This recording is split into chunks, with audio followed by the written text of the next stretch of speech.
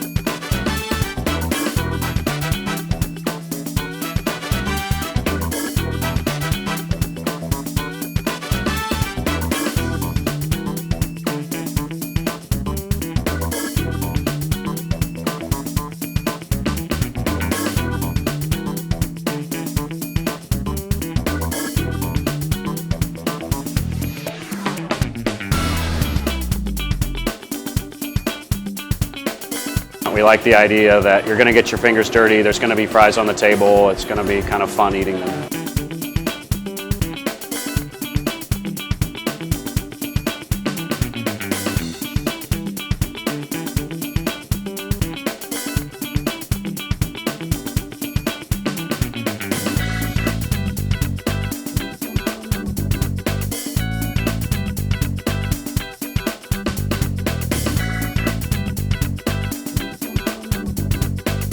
Because we use the Kennebec potatoes, they're really crunchy. I think ours tastes a lot more like a potato chip.